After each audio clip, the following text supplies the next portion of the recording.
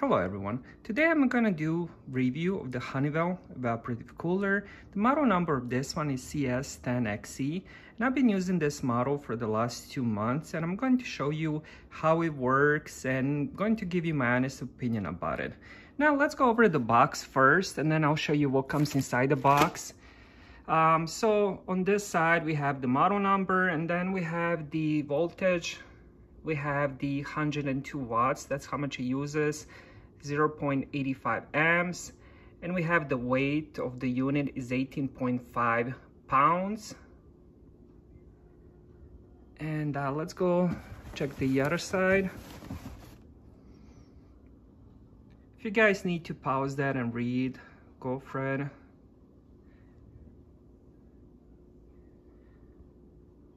And let's check the third side, and this one is the same as the previous one, and I believe, yeah, we got two same sides, and there we go. And this is the indoor use, and let me show you what comes inside. Of course, we got the evaporative cooler, and we have this packaging which has some paperwork, and of course it comes with the remote. I didn't want to do the whole unboxing because the unit is kind of heavy and big, so I just decided to take it out and then show you what comes inside. So we got the remote, we got the power button, we got the timer, we got the different speeds, and we got the cold feature, and then we have the escalation button. And what you do is you just take this plastic out and then it should start working. I haven't used the remote, since this remote is basically looks like all the other ones. Let me show you and here is the another one. It just looks just a little bit different. It just has the added button from the previous one. It has this added timer button, and I guess the power button looks a little bit different on this one. And what else we have inside?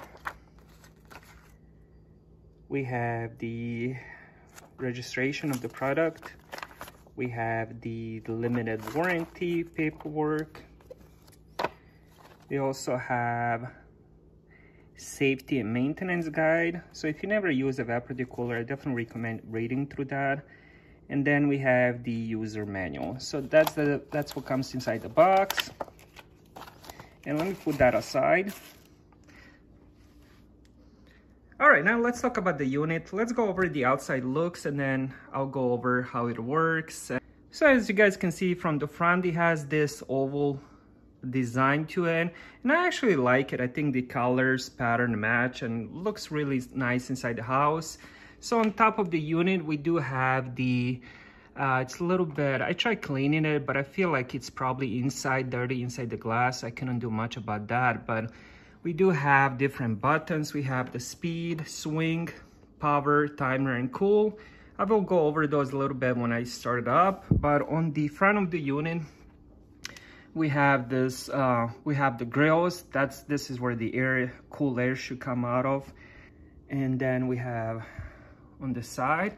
So let me show you the side of it. And another cool thing is you can put your remote inside here. So when you're not using it, you just stick your remote inside so you don't lose it. Kind of nice feature. And also you have this handle if you want to carry it. It's kind of cool. And also what you can do is, because you have this bigger two wheels on the bottom, it doesn't have the ones on the front, just on the back. So what you do is you tilt it and then you just drag it along. And you use the wheels to drag it around your house. And on the side, there's another cool thing, which this is a must. It tells you how much water it has inside. Now, I'm not sure if it shows on the camera, but there's like a little white, I'm not sure what that, like a floater. And that tells you how much water it has. So right now I have this much water. It's between minimum and max.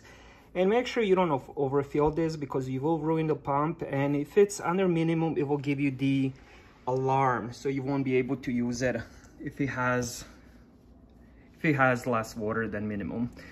Now on the back of the unit, this is where we have the filter. It's called Honeycomb Filter. Now this filter is very hard material. It doesn't drench the water. So the purpose of this filter is So once you have the water in the bottom, the pump pumps it all the way up, and then it kind of like pours it over the filter. But the filter itself doesn't drench the water. It just makes it, it has like this different, I'm not sure if you guys can see, like a different shapes, and then the water just kind of goes slowly down. And when it takes the air from the back of the unit, it kind of passes through that water and makes the cool air. So that's how evaporative coolers use. Now this one also has the mash. As you guys can see, it's very, very dirty. So what I have to do is I have to unscrew it with the screwdriver and then remove the mash and then just clean it. I didn't want to do it now because I just wanted to show you how good it is to have the mash. So once you buy an evaporative cooler, make sure it does have this mash on the back, because look at all the dust and probably some hairs gathers. So for example, if you didn't have that mash, all that dust will go through and just push it out of your room. And this is very important to have the mash. So that's the reason I didn't clean it, just to show you how much actual dust it gathers in a couple weeks, a month.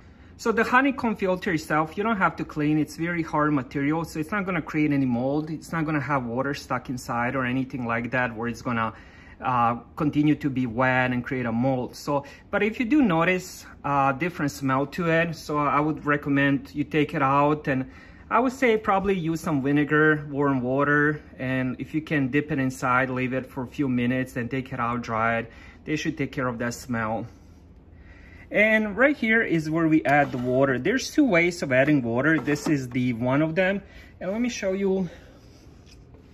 So you can use some kind of water pitcher, and then you just add the water. Another way of doing this is, this one actually has a cool thing, which is a little bit hard to use. You can remove the whole top unit of this. So as you guys can see, it has it has a handle on each side. And also this one's I use so you can carry the unit, so you can grab it with your hands on each side. It has the same one on the other side. Or what you can do is you can just remove it. So this is how you remove it, and then you push it up, and then you can lift off the whole top of the unit, and then you will get the bottom reservoir. But make sure you're careful doing this. I would say probably have another person help you. So once you do lift it up, make sure you don't ruin the pump. It's gonna be on the bottom, and it will be held by a hose that pushes that water on top. So make sure you don't rip that off. So just, I would say if you have somebody else to help you, the way I do it is I just grab it on each side by this, I lift it up, and then I place the whole unit on my couch, on chair, so it doesn't fall over. And then I clean the tank, or I can add water that way. It's much faster. So that's how that works. So now that I showed you the outside of the unit, let's talk about the functionality and how it works. So once you add the water, of course you have to plug it in. We're gonna press power, and I'm gonna show you the sound of all 3 speeds.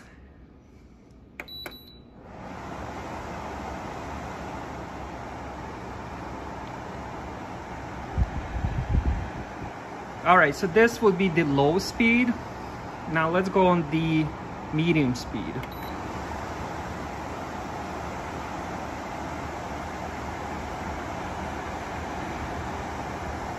And then let's do, no, actually this is the high speed. Now let's do the medium.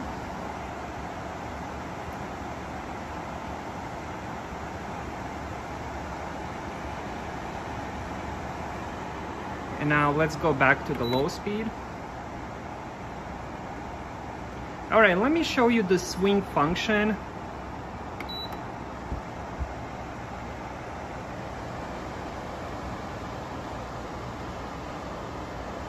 And as you guys can see, these things are moving, so they will push the air left and right. They will kind of swing that air.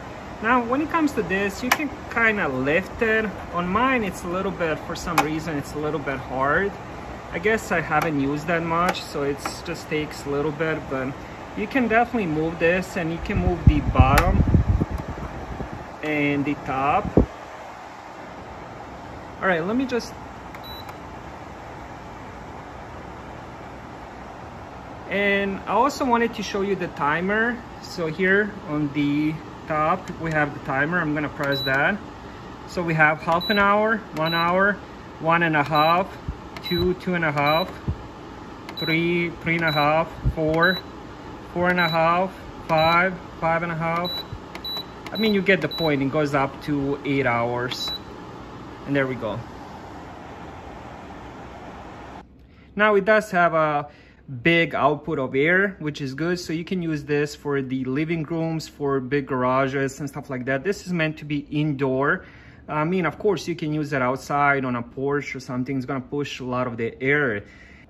All right, so the final thing I wanted to do is show you the cool feature. I'm gonna turn it on and I'm gonna measure the temperature of the air. Then I'm gonna turn on the cool feature and I'll come back to it 20-30 minutes and I'll show you the temperature and how much cooler it is after those 20-30 minutes. So let's do that. We're gonna do power. Now it's on the low speed, and let's just and let me just measure the temperature of the air right now.